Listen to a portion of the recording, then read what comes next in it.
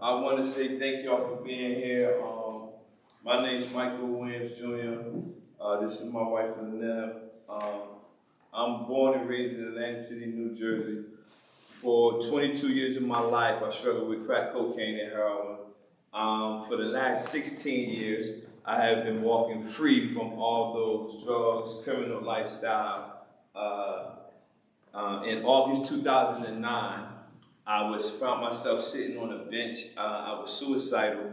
I was addicted to crack. I was addicted to heroin. I had completely given up on trying to recover, walking a new lifestyle. I sat there that day, and I was sitting on the bench, and I heard this voice in my head. I didn't identify it as being nothing but thoughts. And the voice told me to go to this particular person, ask this particular person, watch this, for $20. Ask them for $20 so I can catch a bus to go to detox. I went to that person and I said, listen, I need $20 to go to detox.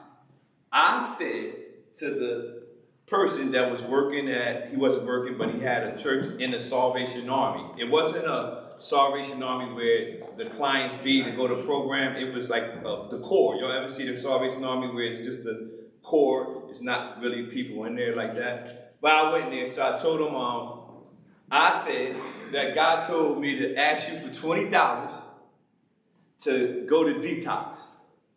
And he said, what? Now mind you, I got the crack pipe in my pocket. He says, okay, give me a moment. I'm going to go into my office, him and another gentleman that I'm still connected to this day. They said, we're going to go pray about giving you the money. So they came back out the office and they said, we're giving you the $20. I said, yeah. They said, yeah, God told us to give it to you. I said, he did? Right? I was kind of surprised myself.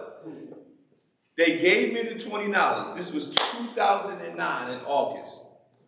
Since that day, I never touched another drug.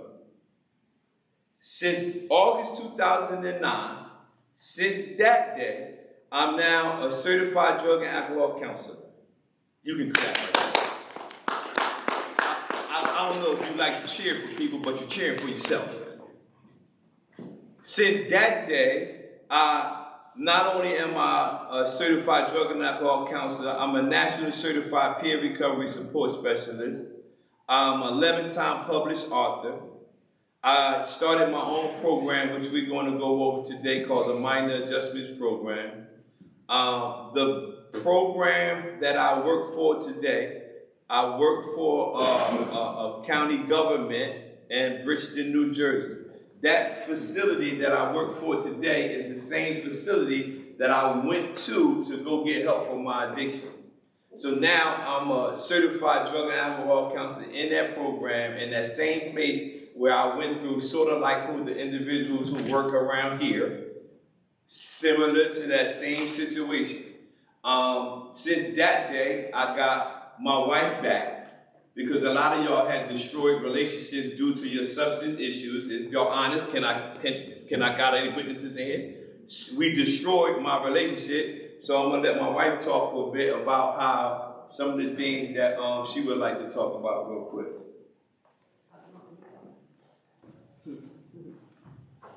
Hello, everybody. My name is Ernell Williams. I knew none of that stuff he did. He was bad. Just so y'all know. I didn't drink, I didn't smoke, I didn't know anything about addictive lifestyles at all. I didn't grow up with that. So sometimes people can see what somebody else can do because it's more prevalent, it's more outward, right? But they couldn't see my struggles. My struggles, I had a lot of anger issues. So I was always fighting. I'm the one that you least suspect that probably pull out a gun, pull out a knife, bust you in the back of the head with a chair, break in your house, wake you up by knife point. Yeah, I got arrested, I did those things. Because I had anger issues. The anger came from trauma and hurt. That wasn't my fault, but I experienced it, right? Things that happened when I was a child.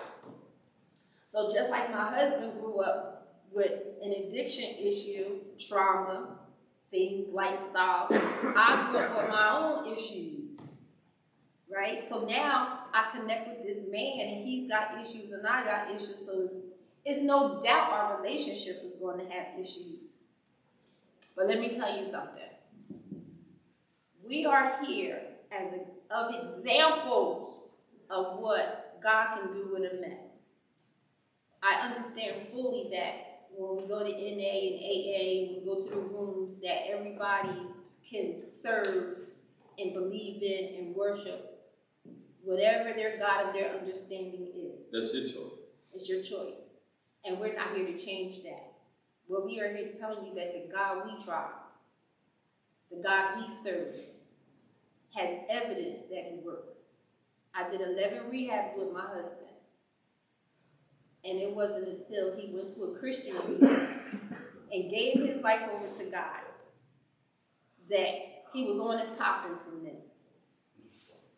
So that's why I say, this isn't your regular. You're about to hear from somebody who sat in the same seats that you're sitting in numerous times. Like I said, I did 11, but that's not including the time his mother did and his sister did. That's not including the prison time or the county time, right? So he was away from us a lot and away from the kids a lot. But God can restore anything. And the one thing I want to tell you before we get started is, just as hard as my husband went out in those streets to get those drugs, to do whatever he had to do, rob, steal, this joke even robbed me, snatched my pocketbook and took off. True story. True story. Yeah. Snatched my purse and took off. Yeah, I took off after him.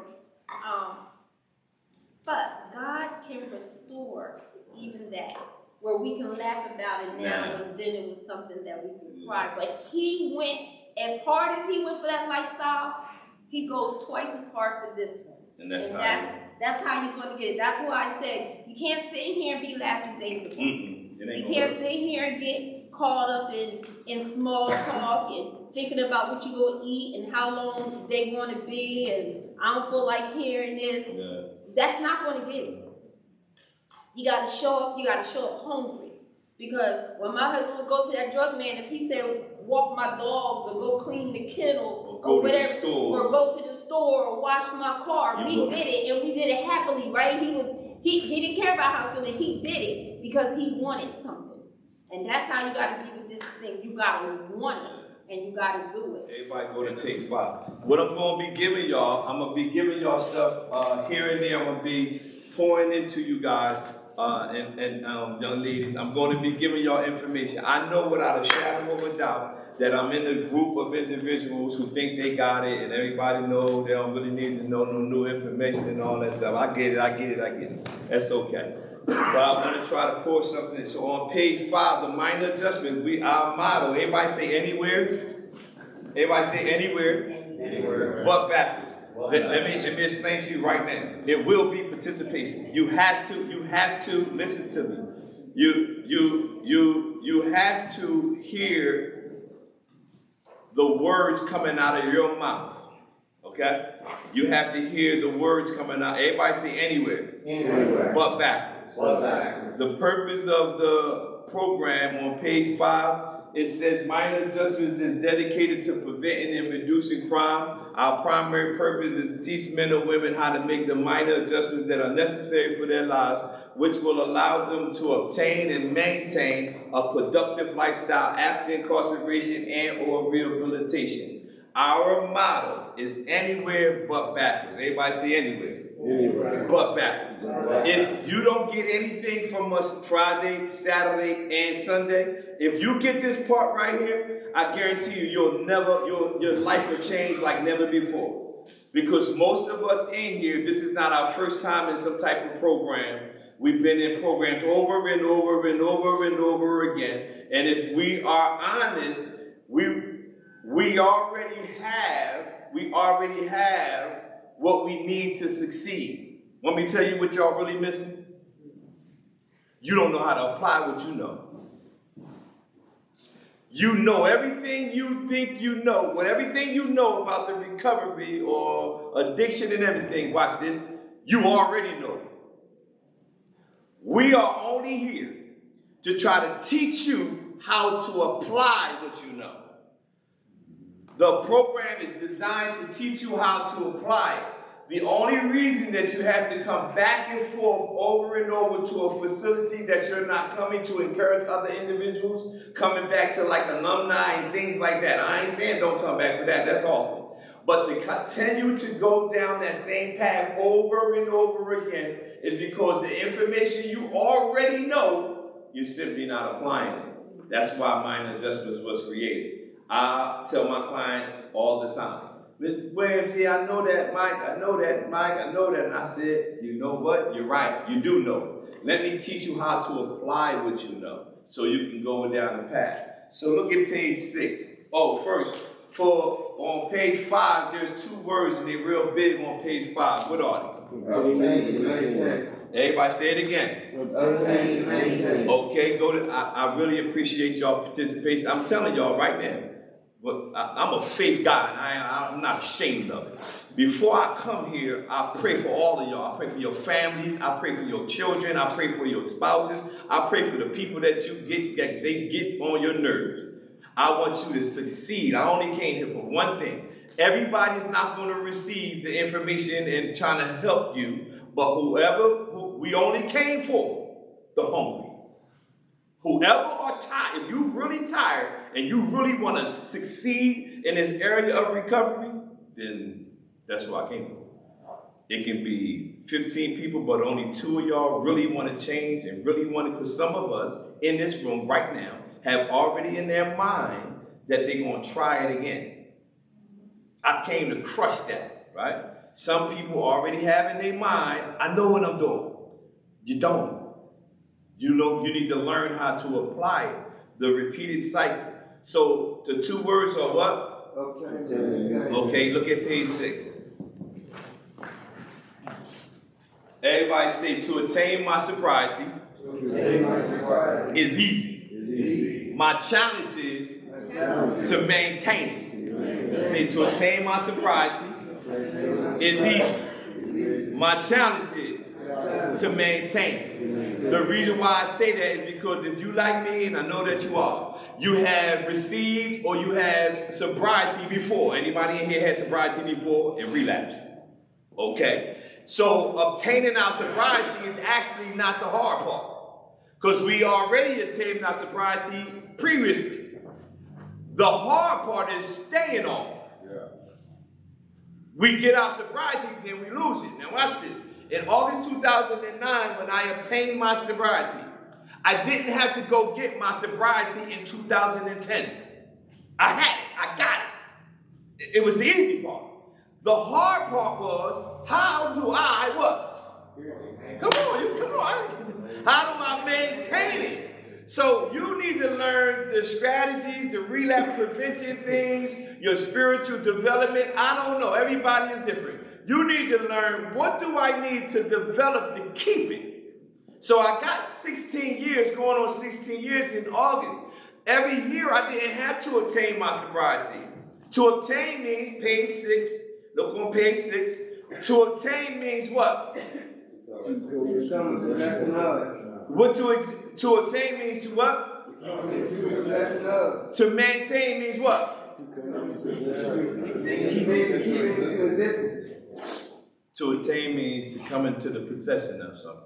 You all are you all have received your sobriety. From this point forward, you don't have to go get that. You got it. Y'all got it. You just got to learn how to maintain it, all right? Now let's go. I'm not going to go through, since we only here for a few days, y'all got it. I'm giving y'all homework. When I leave, whoever read it is on you. The books is yours. Matter of fact, let me give the people who support what we do, the people who support what we do, purchase the books for y'all. They see what we do. We go around the world ministering and doing all these different things in different rehabs and jails. and the people purchase the book for y'all. So that's why I said put your name in, because there has been multiple programs where we come, where people pay for books for you, and we'll be doing these groups, and we'll walk around and we see the books laying around. I'm telling you right now, if I see your book laying around, I'm taking it. Because if a person will put their money to try to help you, and you just, that's a shame. And how many people leave their book laying around? Never. Right? We don't never do that. It's only stuff that's trying to help us. And I'm trying to help you because the monster out there, my passion, like my wife said, my passion and my enthusiasm for you is so great because that thing out there that's trying to get you is not slunching in his chair. It's not leaving his curriculum. It's saying, I'm waiting for them to come out here and try again. I call it the monster. That monster out there is literally waiting. I'm going to get you. But today, you're going to learn that it'll never have you again. You have to make it up in your mind. The homework I'm going to give y'all to read, I'm not going to cover, is page 5, the mission statement we did. Page 8, you're going to have to read in the book. Page 11, you're going to have to read. Page 15, you're going to have to read. And we're going to move to page 21. Y'all have time to read all about the stories, all about that. That's all stuff that y'all can do. The reason why I wrote this book the way it's written is to give you opportunities to write in the book. We're going to go through all of this. We're going to go through it on Saturday. Then Sunday, we're going to have the graduations where y'all receive a certificate for completing the program. And we're going to have a lot of things like that going on. All right. So page 21. In each of the lessons, I always have an expectation for the session. My expectation for this session is everyone will get down to the core of why they do what they do. I'll explain later. Everybody on page 21? Huh? Yeah. It says, in order for you to begin the process of allowing your past to push you into your destiny, you must first know that you still have a purpose for living, despite all the bad choices and situations and negative things you have done in your past.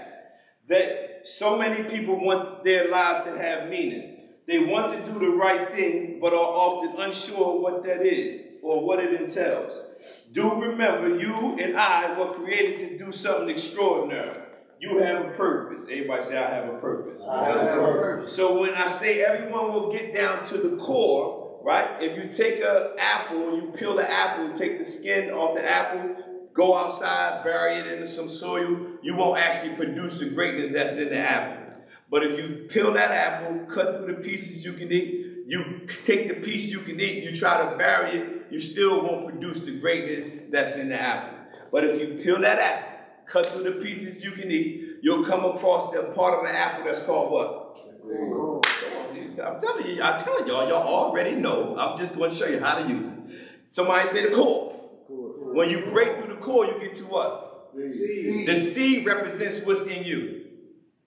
But you can never get down to the seed until you break through the So the core, let me tell you what the core is in our recovery. You have to find out, when you break through the core, you have to find out, why do you keep putting something in you that can kill you? You're going to have to figure it out, because you already know if you continue to do this, the outcome is possibly you dying. So you have to find out, when you break down to the core, wait a minute. If I put heroin or fentanyl or whatever right here, watch this, if it stayed right there, I would have to participate in it getting in me. Right? So you got to figure out, wait a minute. If it just stays there, it can't do nothing. It needs you to kill you. Did you get what I'm saying? It can't do anything. If it's right here and I never touch it, and I never put my nose down and none of that, right? It can't do nothing to me. So you got to break through the core of, wait a minute, why do I put my hands on something, put it in my body that can possibly kill me? That's getting down to the core. When you get down to the core, you find out, wait a minute, I used to use drugs initially, When I first started using it, I used to be an insecure man. When I used to use the substance, I was never insecure. I could talk, I could do this, you feel like you got a lot of game now because you're under the influence, right? But that was insecurity. You have to figure out what is it that constantly, how much clean time y'all had. Call out who's willing to share, who experienced clean time before. You had it before and you relapsed. You know what I'm saying? How long did you get? 3 years. 3 years. Anybody else want to share? Yeah. A year? Anybody else? 9. Huh? 9. 9 years?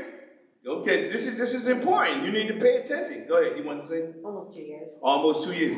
The reason why I'm sharing that is because I'm using monster because everybody got a term for it, right? I'm gonna use monster as a global term for our addiction, right? The monster don't care if it's a woman, don't care if you had 2 years, it don't care if you get 9 years. Watch this. It don't care that I got 16 years, right? It doesn't. You see all the years we called out in this room. It doesn't care. So if it doesn't care how long we have free, we have to remember, get down to the core of why will I jeopardize this time of sobriety to go back to it? Everybody say anywhere. Anywhere. But back. So there's a purpose in your past. The word purpose means to set as an aim, intention, or goal for oneself. The reason for which something exists. Who are you? Watch this. I got written in my book. Normally, other people tend to see your true potential before you. You ever had somebody tell you you can do something better than what you was doing? That's because they see your potential and they know that you can do something better in your life other than you seeing it for yourself. Many people told me, my mom, my wife, you can write books and you can write books. I was like, I can't write books, right? I'm in jail. I can't write books.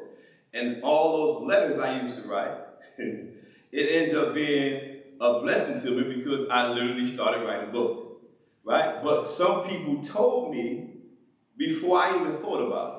Somebody else will always see your potential. So in your book, that's why I gave y'all a pen where it says, who are you?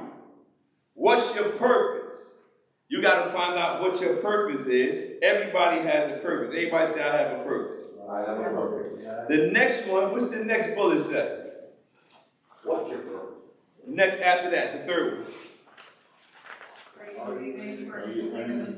There you go. Anybody in here aiming for anything important? Yeah. Because when you have an aim, you know you're going after something. Are you aiming for something? This is not. I got these places or these lines in the book so you can fill the lines out. All right? These are stuff that you can take back later and all during the week when you have free time. These are, when I wrote the book, when I wrote this particular curriculum, I wrote it with the mindset when I was in treatment. Like, what was I thinking when I was in treatment? So I got it written out that way. What's your intentions? Do you have a goal? Do you have a goal or purpose? This is written in my book. Purpose is the master of motivation and is the mother of commitment. When you have a purpose for something, it will motivate you. It'll keep you committed, right? I knew I was coming down here about 2 months ago or whatever, right? But that's my purpose. That's my commitment. I'm focused on trying to help and pour back into the lives of individuals who are in the same situation that I was currently in 16 years ago. Believe it or not, it's not that far away, right? But I'm always mindful that if I don't pay attention to the individuals who succeeded before me and not sit around and act like I got it all together and just listening, right? You want to be hungry. Everybody say hungry. It says, where do you have to go and what do you have to do for your purpose to be reached? I'm going to give y'all 3 things. Y'all write these down at the bottom of your page 22. To reach your purpose, you must ask yourself 3 questions. To reach your purpose, you must ask yourself 3 questions. Y'all ready? What's my present situation? These are the 3 questions you got to ask yourself. What's my present situation?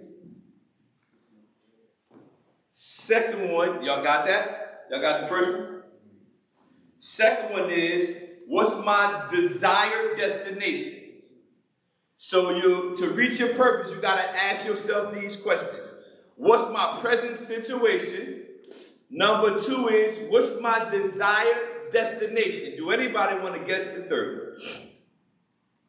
How do I get there? I told y'all, I'm about to go home. I told y'all know already. I'm telling you, I'm not telling you. Say it again. How do I get there? How do you get there? So if my present situation is I'm in a McShin program, my desired destination, I don't know what his is, I'm going to name mine. My desired destination is to go to more programs to help individuals like yourself.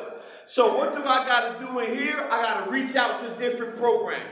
So whatever your desired destination, your present situation is where you are. You have to make that in your mind, like this is where I am right now. I'm in this program right now, but that's not my desired destination. My desired destination is whatever it is for you. Now you have to do what he said again. How do I get there? What do you have to do to get there? All right, I'm going to see. Y'all all should know this one. Your number one thing is not to go. Come on, man. Everybody clap, man. Somebody clap. I'm telling y'all already know it. Everybody say anywhere. Anywhere. What backwards? You won't reach your destination if you're going back to the stuff that you came out of. I told y'all, if y'all get that part right there, that no matter what comes your way, listen to me, y'all. No matter what comes your way, no matter who's mad at you, no matter who don't understand you, no matter if you feel good, confident, low self-esteem, or high self-esteem, all you got to do is, if you can get this part, that you can't go that way, I don't care what comes to my life today. I can face any situation in my life today. None of it is making me go that way. If you get that part, you got to remember to achieve your purpose, you have your present situation. You're here, right? I'm in this program. Whatever you destroyed before you got to this program, you cannot focus on that. I'm going to teach on that Sunday. You can't focus on that. Focus on where you are. You got to have a destination. What's your destination? Are you trying to get to a phase, however the phases go here? Are you going to go try to get a job, save money, stay here long enough? Or you got to have a destination, whatever you want to do, all right? Page 23.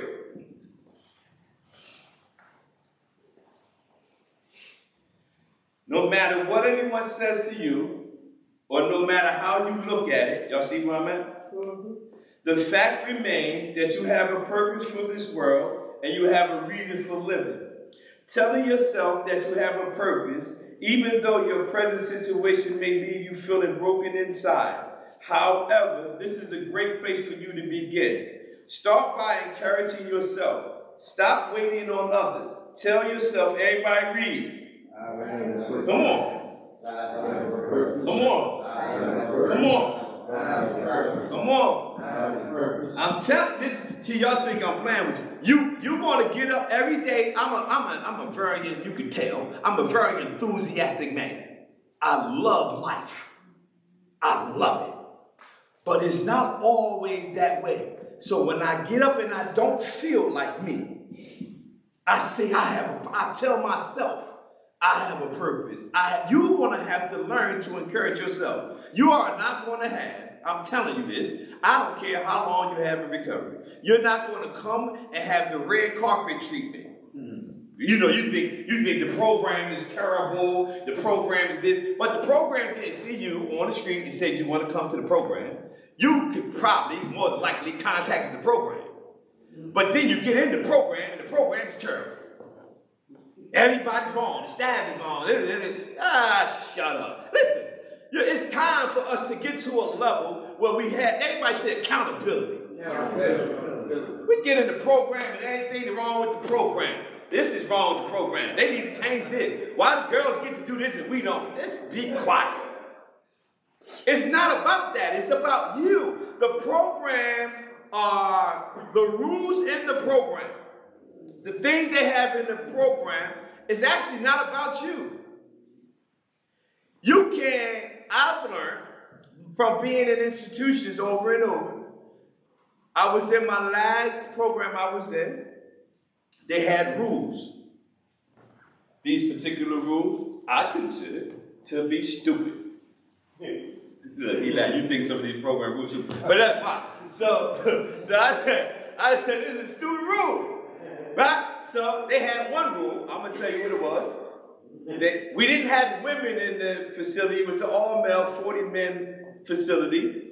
At night, it could be 12 o'clock at night, 1 o'clock at night, didn't matter. When you go to the bathroom, you know how sometimes you sleep with your tank top, t-shirt on, and pajamas or whatever. I want to run to the bathroom. I got to go to the bathroom. But they said, no, if you got to go to the bathroom, put full clothes on. Walk to the bathroom. I said, it's no women in here. It's 2 in the morning. Why I got to put on a t-shirt and pants just to go to the bathroom? They said, Mr. White, you have to put on, this is the rule. So every time they would be on the camera, Mr. Williams, we caught you in the hallway. And I was like, oh man, they said, we'll see you in the morning. Next day, I do it again. Mr. Williams, you're getting ready up again. So I got all these sanctions from the program rules. So I go sit before the people who give you the consequence for the sanctions. And they sitting like uphill, like a panel, like I was on parole or something. And they sitting up there, and they talking like. Then I heard one of the directors say, you want to tell them? Because they kept saying, Michael, why you keep breaking these rules?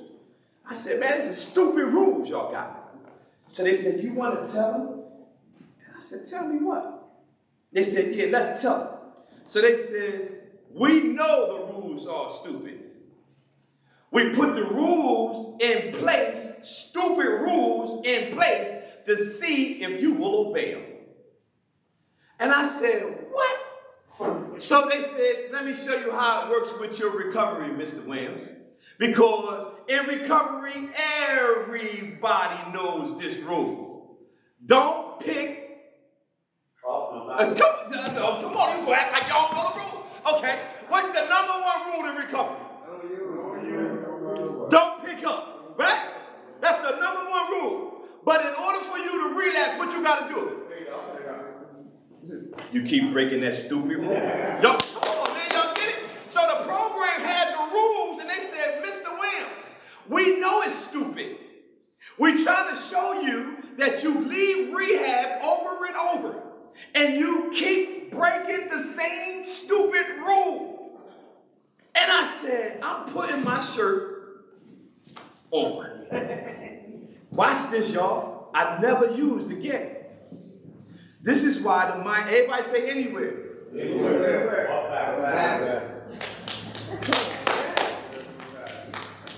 I told y'all, now y'all gonna, that's why I told y'all to put the date in the book. Because I truly believe that your lives will never be the same, and you got it in this book. And you're gonna say, on this day, whatever I was thinking before this day, this is the day that I was like, I'm all in. I'm never going back. That's why I said date it. So when the time comes and you're sharing your story with somebody, you're going to grab that book and say, no.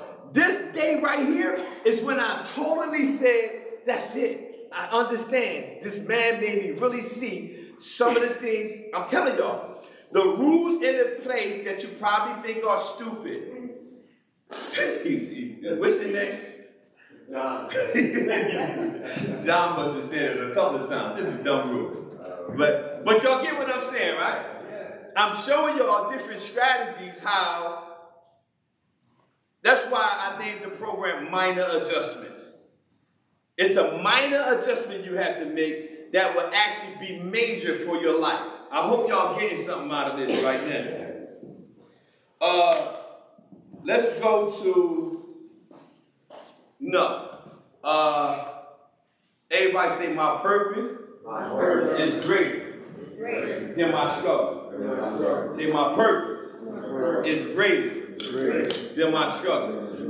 One of the things you have to understand, I was always a purpose-driven individual, but I always used to be, I'm a vision. I always have visions, all right? So one day I was asleep and I was having this vision, and on the top of this vision, it was like God standing up there saying, all this stuff is yours. Come get it.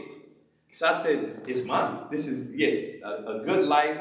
Everything's going right for you. You're going to have problems, but all this stuff, come get it. So I went to go get my stuff, but I couldn't get it because something was in front of me stopping me.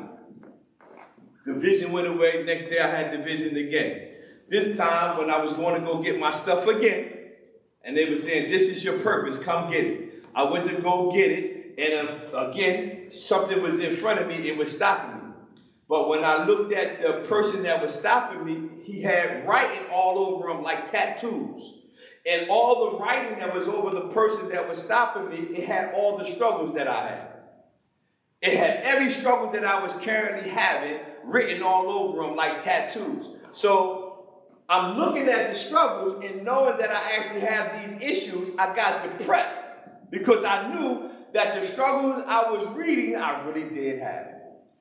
So the vision went away again. Then the next day I had the same vision. Come get all your stuff. This represents your purpose. Come get it. I went to go get the stuff in the vision again. The person in front of me was still there. But then the Lord told me, look over your shoulder. When I looked over my shoulder, it was 10 people behind me. And he says, read what's on them. On all the people behind me, it says, this is your purpose. So I said, what does this vision mean? If it's 10 people behind you and one person in front of you, your purpose is greater than what? You got to understand it. The people that's behind you is greater than the struggle that you currently are going through. Everybody say, my purpose is greater than my struggle. The people behind you are the people or your loved ones who've been cheering for you for years. They're the counselors that they have here. They're the individuals who you probably have in your life, your mentors, your sponsors, your spiritual advisors. All those people are the people who's behind you. And those people that are behind you are pushing you. Everybody say, my purpose is greater than my struggle. I got a bracelet with that on it. If any of y'all want one, I'll give it to y'all. If anybody wants one of those bracelets, just pass it back. If you don't want it, don't take it. Everybody say, my purpose is greater than my struggle. All right. Let's look at page 25, and then I'm going to do surrender. Page 25. It says, brothers and sisters, I'll wait till y'all finish passing those out.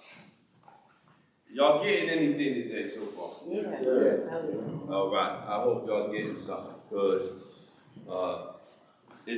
I already know that y'all going to succeed. It's just making some minor adjustments, processing the information that you have, and changing behaviors. It's not really that hard. It's easier than you think. Thank you, sir. It says, page 25.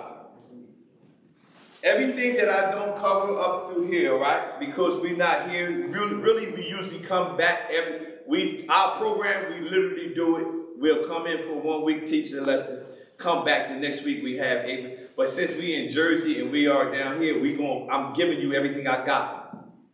So the thing is, when I'm not with y'all, those things that we didn't cover, you gotta go read them.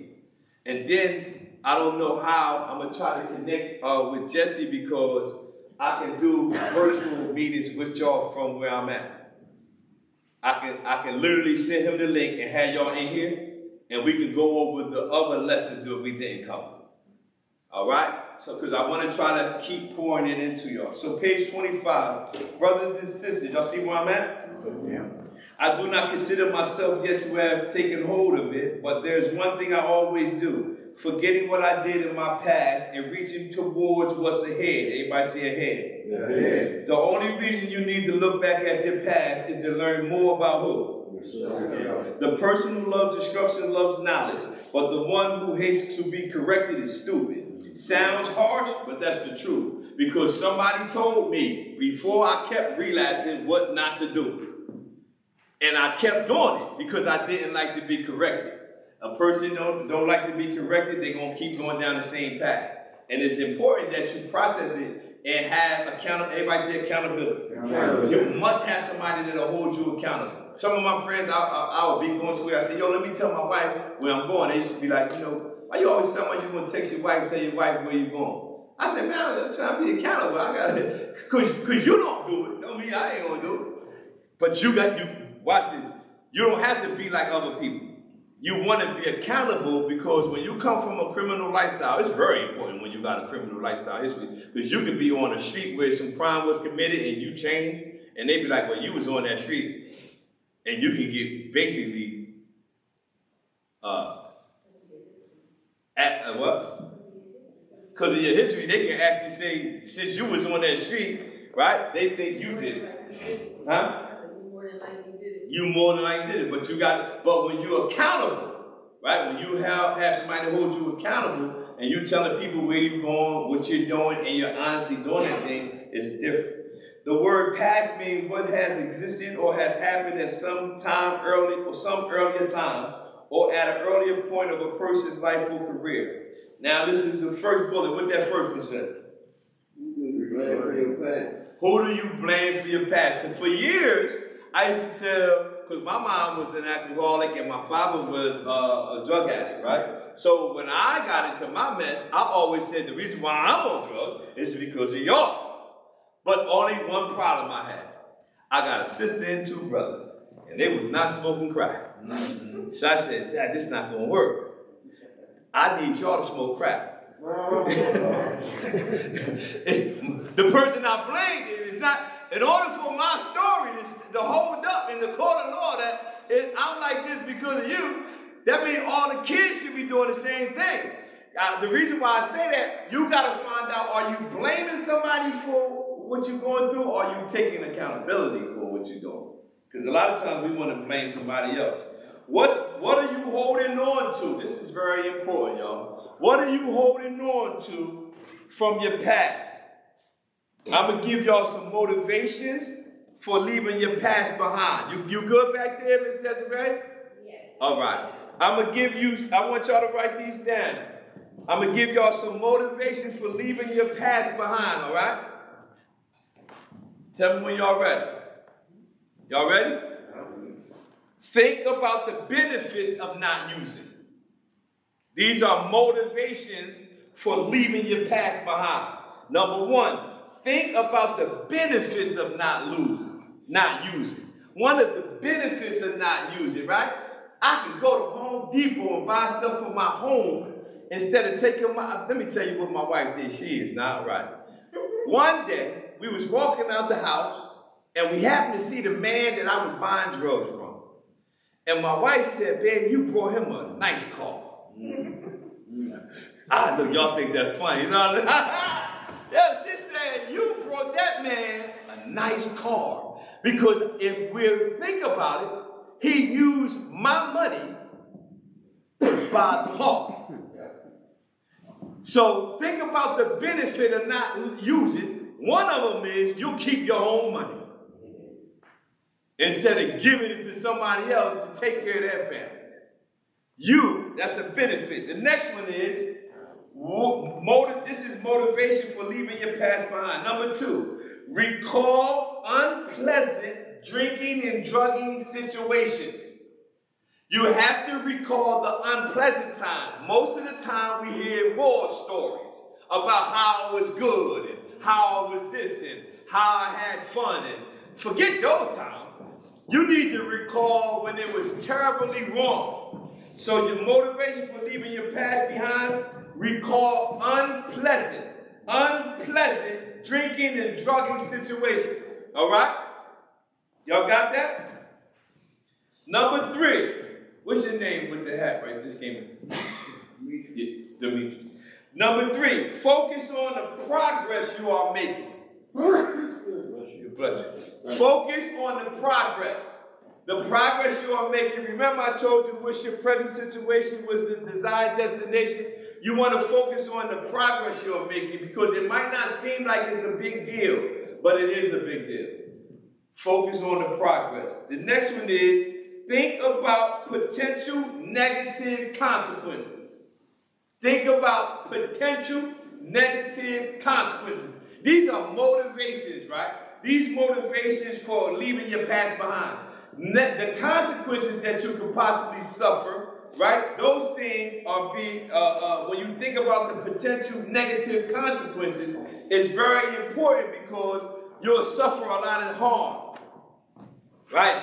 Because we won't think about, we'll always associate our drug use or alcohol use and things like that. We won't focus on the negative consequences of it, right? It would be terrible, but if you think about it, it'll be all right.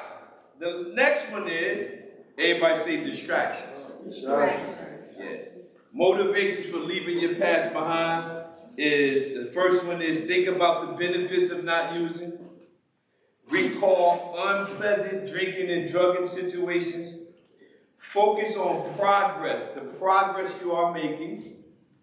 Think about the potential negative consequences. There's always negative consequences. And then lastly, think about distractions. Everybody say distractions.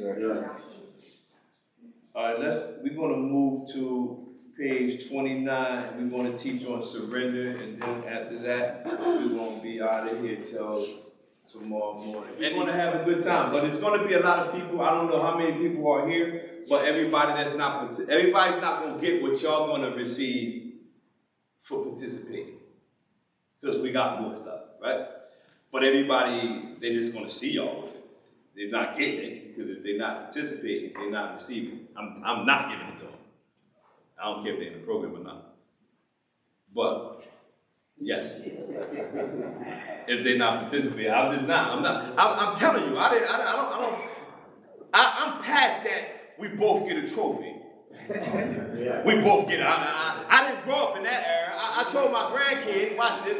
I told my grandkid, he was playing soccer, and when I took him to the soccer match, they scored, the kids scored, and they was telling everybody did good. And I said, man, y'all lost. He said, Papa, what? I said, stop smiling like that. Y'all lost. He told the coach, my papa said I shouldn't be clapping like that because we lost. He said, why you tell your grandson they all win? I said, nah, man, no. I didn't grow up like that. No, I said, no. I said, you lost. So watch this. My grandson, his mom called me and said, yo, your grandson, not only did his team win, he said, Papa, we won. He said, and I scored 2 goals. I said, there you go.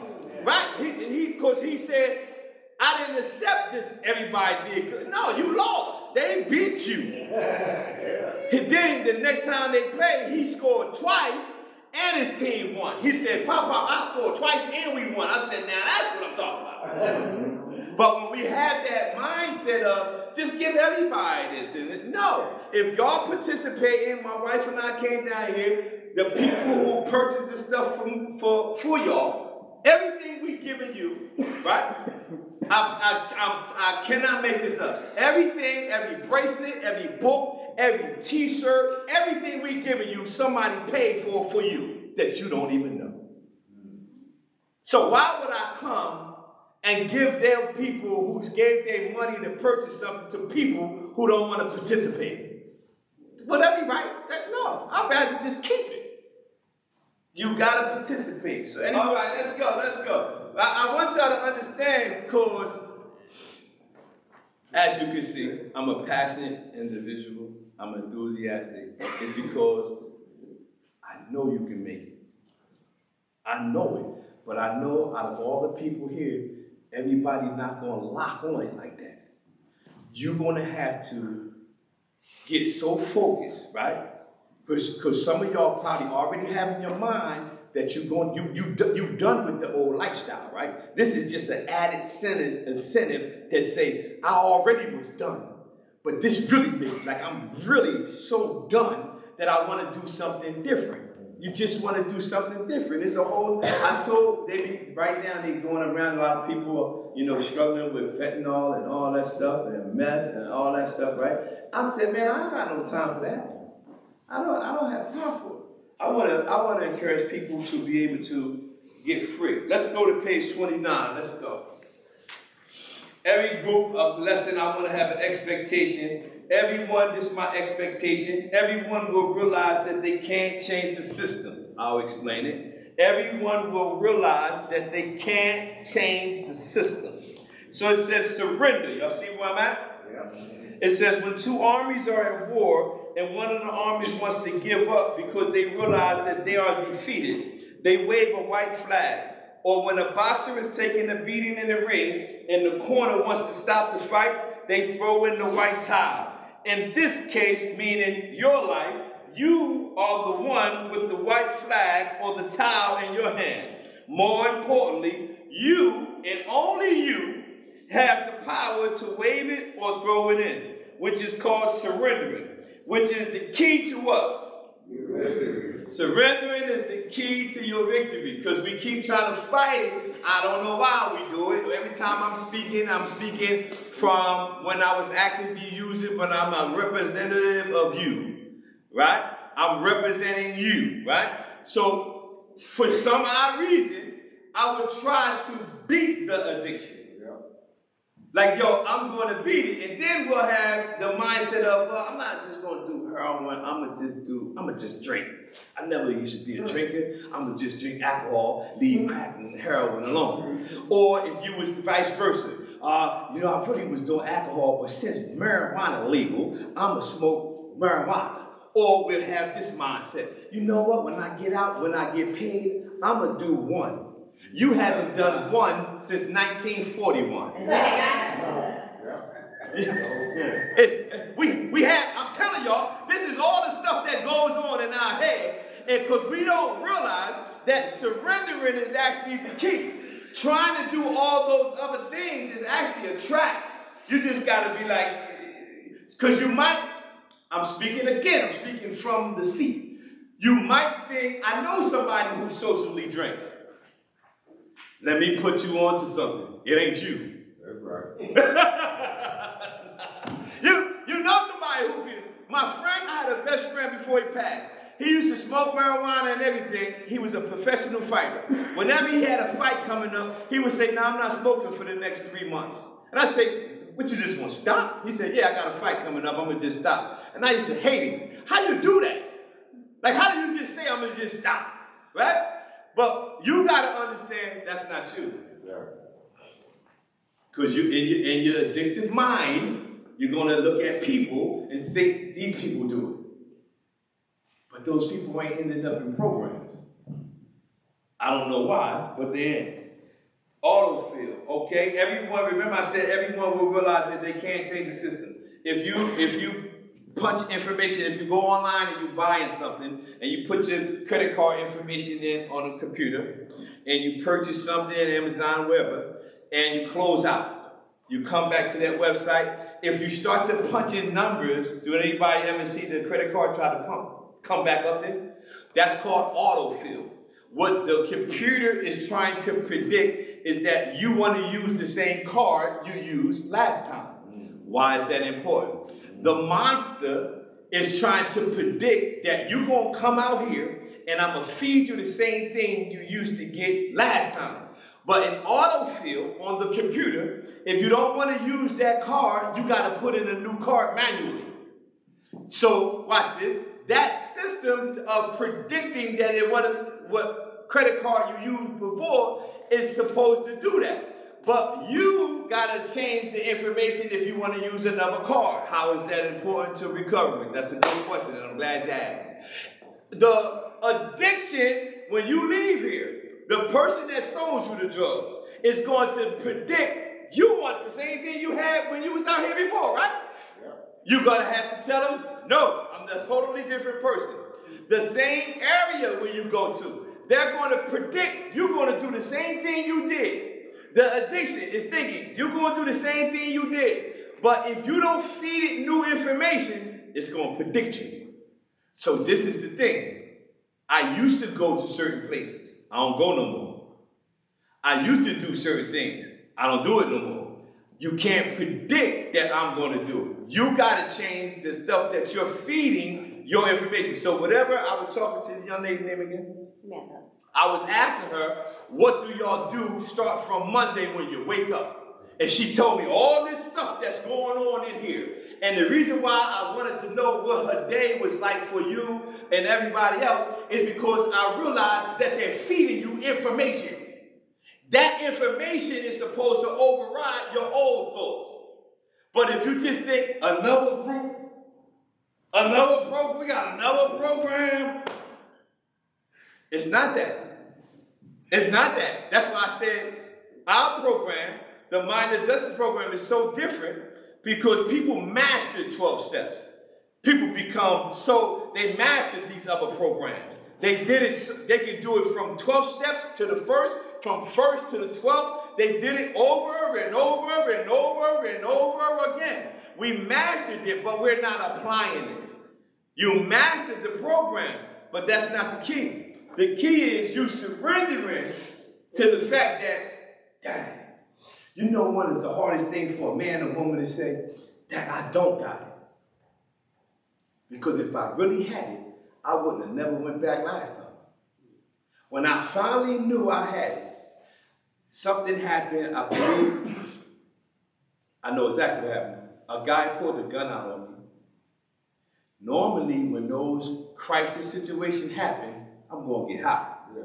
Right? That was a crisis situation. Normally, when those situations happen, I got to put something in the tank. Right? But I didn't get high, and when I woke up the next morning and I was sober, I was shocked. I said, wait, hold on. I didn't use? I knew I'll never use again. Crisis will predict or show you what you actually got. Because most of the times when we face with a difficulty, we go which way? But what's our model? Well, we believe. I think y'all got that. Hey, I told y'all, if y'all don't get anything, if y'all don't remember, if y'all see me and my wife for 10 years from now and y'all say, anyway, but back when I say I did my job. I did my job. Because all I got to get y'all to do, if y'all get this part, that I'm telling you, if you get this part, your life is going to change because I'm not telling you that everything is going to be smooth in front of you. I'm telling you, when I left, ask my wife, when I left treatment the last time, I didn't have a job. I went to a church and I asked that pastor at the church, I said, can I paint the building? Can I pull weeds? Can I do anything? I just didn't want to go back to drug use. I just found something and I went there every day, right? I went to this place every day, 8 o'clock to 4 o'clock. Watch this, they wasn't paying me. I went for like 2.5 months. And I went to Foreman Mills and brought some khakis, put my name on it. I put the church building name on it. They said, wait, you made your own uniform? Because I was so focused that I said, I can't go back. I don't know what I'm going to do. I'm telling you this because you might be in that place where whenever you leave here, you might not know what you're going to do. I'm telling you, all you got to do is don't go that way. If you focus on going forward, it'll work out. You just got to make sure that you don't go that way. Let's move. So the word surrender means to give up, abandon, relinquish, or what? Just let it go. Gotta let it go. Everybody say, I gotta let it go. Gotta let it go. Gotta let it go. There's nothing in your past lifestyle. I'm already in Sunday's lesson, right? I'm talking about anywhere but backwards, but you gotta let go of whatever that was back here. Whatever that was back there, you gotta let it go. I don't know, it says, who or what has, this is a question somebody I need some answers, who or what has prevented you from surrendering? Come on, what's your name? You have prevented yourself. That's it. You see, he said, I'll put myself out there. Who else? Who has prevented you? Myself. Yourself. That's good. I'm telling you because when you can look at you and say, no, it's not none of them. They might have did some stuff to me that's right, that's wrong. This might have happened, but realistically, it's me. That's good. That's a good way. A person who already addressed themselves can always work on the process of changing themselves. They're going to do something about it because they automatically know that they're responsible. It's always you versus you. The new you, everybody say the new me, must introduce themselves to the old me. So the new you must introduce themselves to the old you. Everybody say, I must have an introduction. Let me help you out. And everybody say, I must have an introduction. It was a song back in the day. I can't remember the song. What was the name of the song? But I remember the author, the artist was Jay-Z. And I can't remember the name of the song or nothing, but you might help me right now. Everybody say, I must have an introduction. The song came on, and it says, please allow me to reintroduce myself. My name is... Oh, y'all see? Hey, come on. Somebody say, please allow me to reintroduce myself. What he was saying is he was the new person. He was the person that was the billionaire, the businessman. But the old him used to sell drugs. But when he came on and he said, please allow me to reintroduce myself, he was letting them know I'm no longer the drug dealer. I'm a businessman. And you have to introduce yourself to the old you. You are no longer the person that do drugs. You're a new person, but you must have an introduction. Everybody say, I must have an introduction. Whew.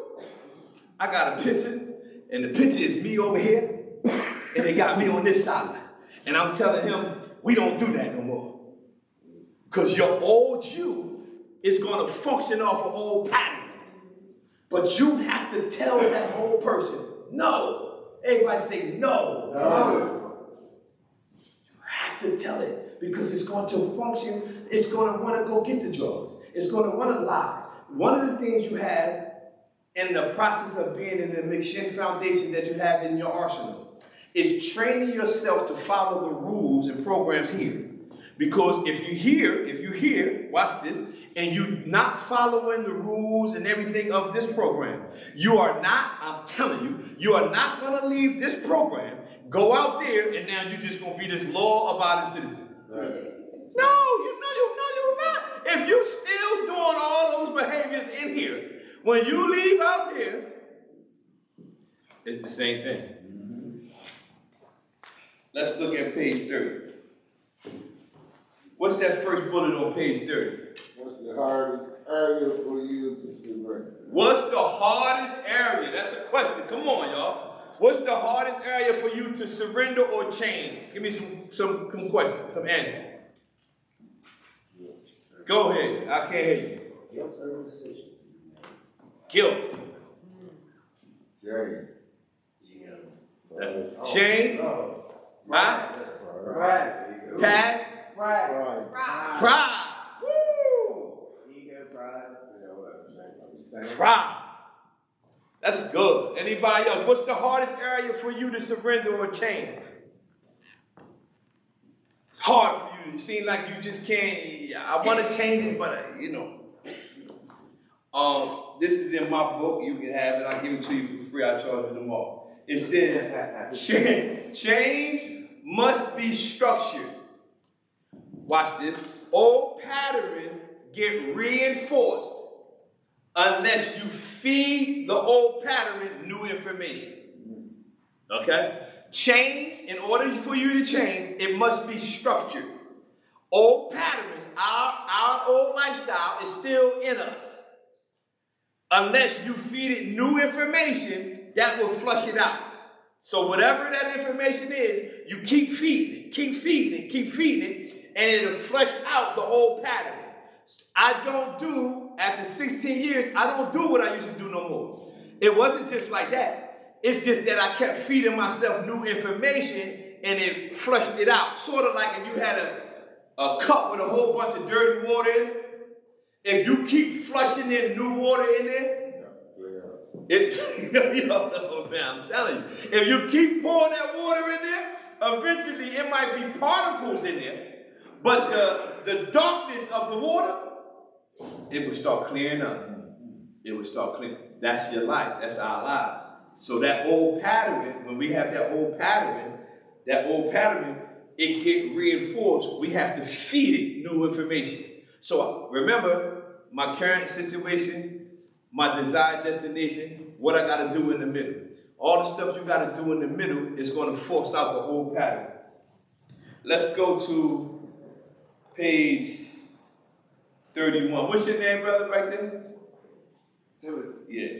Watch this. I need you. Can you read it? Yeah. Can you read it for me? Page 31.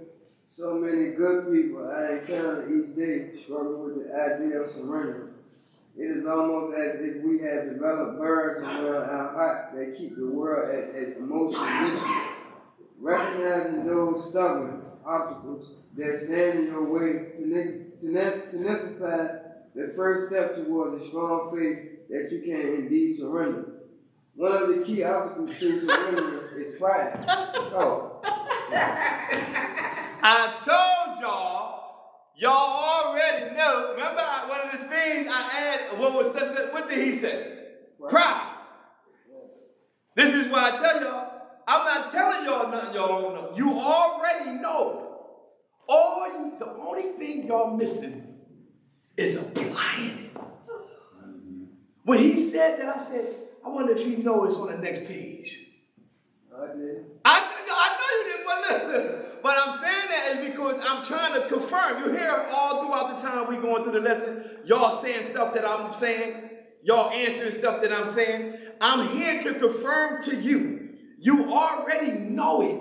It's called confirmation. Yes, but the part y'all missing and the part y'all keep coming back to the facilities is because you're not applying it.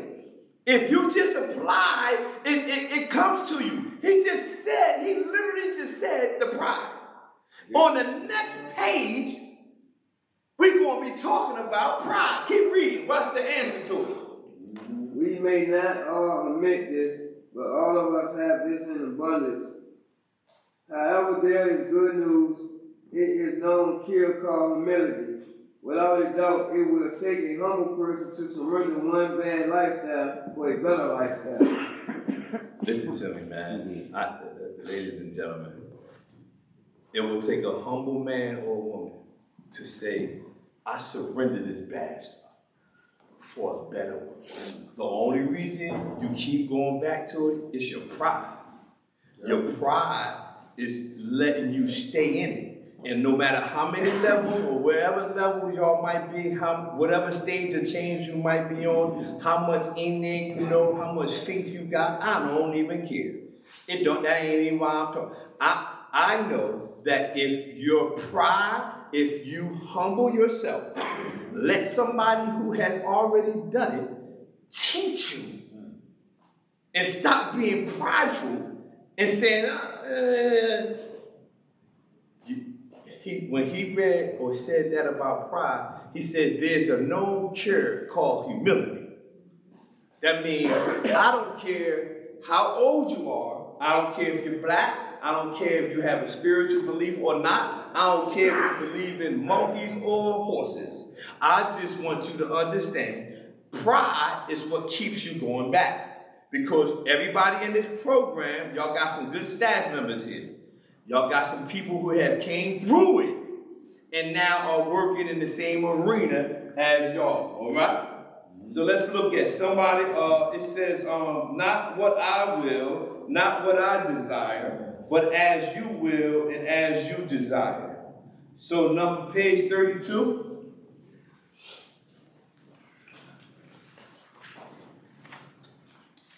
Let's do, I'm going to give y'all, at the bottom it says, y'all see thought for the day where it says the greatness of a man's power is the measure of his what? Do anybody know who Wim Booth is? Anybody know? Wim Booth is the founder of the Salvation Army. And he says the greatness of a man's power is in the measure of their surrender. The greatness of your power. This is very important. Because when he says the greatness of a person's power is in the measure of their surrender, he's saying that whatever you're willing to surrender, show how powerful you really are. So the greatness of your power is in the measure of your surrender. All right, let's see. I'm going to give y'all 8 enemies. Y'all got to write them down. 8 enemies of your sobriety. These 8 enemies, I'm going to pay. You can write them under William Booth on page 32 if you have space under there. I think you got space. I ain't sure. Enemies of your sobriety. These are enemies. Number 1. Y'all ready? Boredom. Whenever you find yourself in a place where you keep talking about how bored you are, that is an enemy of your sobriety. It's trying to get you to come back to the drug. You'd be like, I'm bored. That's an enemy. Number 2, self-pity. Number 2, self-pity. Dwelling on one's own sorrows. Always feeling this ain't going right. I can't believe this is self-pity. It's not saying some things you're not going to feel bad about certain things, but when you have it to the extreme, y'all understand what I'm saying, right? It's you every time we talk to you, it's like that. Like every time I talk to you, good Lord, every day, did you have breakfast? Are you breathing? Right? Be grateful. The next one is number 3, loneliness. Loneliness. What was number 1? Boredom. 2. Self-pity. 3. Loneliness. When loneliness, remember, I'm talking about these things, not that you won't experience them. I'm talking about having them to the extreme. Y'all understand that, right? When it becomes an extreme thing where I'm lonely every day. I'm lonely Monday. I feel lonely Tuesday. I feel lonely. It's an enemy. This is something that's trying to get you back to your substance. And I'm telling you all this stuff because I learned it in my whole life. But I had to study me. Once I studied me, I said, man, whenever I feel lonely, it's actually a trick. I'm really not lonely, but that thought is making me feel like, oh, nobody don't care about me. When they really do. Next, number 4, extreme happiness. The person across the street birthday came up, now you want to celebrate. You don't even know. Yo, it's John's birthday today. You got extreme happiness. You just want to go celebrate all the time. I want to go here. I want to go every place you go. Everywhere we go to eat, it got a bar. Every restaurant we go to is a bar. Why we can't go to the ones that don't have it? Right? Extreme happiness. Number 5, disappointment. Disappointment is an enemy of your sobriety, and the reason why I say it's an enemy of your sobriety is because when people disappoint you, you use that to go backwards. But our motto is, right. So when you get disappointed when staff or loved ones or family or children or grandchildren or whatever, or an employer, when someone disappoints you, we use those disappointments to go back to what we used to do. But when you are extremely disappointed and it's responsible because it's on someone else, it's the enemy of your sobriety. So let's recap. Number 1, 2, self-pity. 3, Loneliness. 4, Extreme happiness. 5, Disappointment. 6 is isolation. Anybody in the program, listen to me, y'all. If y'all around, you might be having a real good day, and you're here with your fellow participants. If you see somebody who keeps isolating themselves, you don't have to be loud. Just go over to them and say, "How you doing, John? You okay today, man? I notice you always." This is good because your energy or your passion, or they might be going through something. If you see that and you know they're normally not like that, you need to be in the person to go over to them and say, "How you doing today, man? I don't usually do anybody do that in here? Y'all ever reach out, talk to each other like you have to go to each other because watch this, because today it might be them, tomorrow it might be you. So today they might feel like that. Tomorrow you might feel like that. So you want to give out what you want to come back. What I just said, isolation? Yeah. 7, tired. Always tired to the extreme. You're not taking care of yourself, your health. Every time you get up, you do. I don't know how y'all work and what y'all do around here. You're always tired. You tired, and they just made an announcement to do something, and you say I'm tired. You ain't do nothing yet. You ain't even go yet. How you tired before you go? Tired, always tired. If you always tired, I would recommend going to see a doctor. Because it might be signs of something else. I don't know. But if you always tired, we drove 5 hours. I was up actually 4 o'clock this morning. Got up 4 o'clock this morning. Again, I pray for all of y'all. I don't know none of y'all. I pray for all of y'all that y'all succeed. I pray for your families. I got up 4 o'clock in the morning. We left Jersey at 7 o'clock this morning. Drove down here for 5 hours. I drove all the way. We went to where we're staying. I got a nap about an hour or 40 minutes. Got up, came here. So when people say I'm tired, you tired. You know what I just did to come down here and try to pour into you? I'm tired. But I'm so passionate about y'all succeeding that I'll sleep when I get home. That's why I say y'all I won't allow you to sit here and not participate. Now that I just said, you're going to write something. What was the last one I said? Last one, intolerant. Intolerant. That's it, Ray. You got me? She been writing back there? I just want to make sure everybody hear me because I don't have a microphone, so I'm trying to make sure y'all hear me though, really. That's good. Well, yeah, man, I can't apologize. I want y'all to get it. All right, so intolerant means unable or unwillingness to endure. Intolerant means when something is, my wife used it or she spoke about it how when we're going to go get our drugs and stuff, we're not all quiet.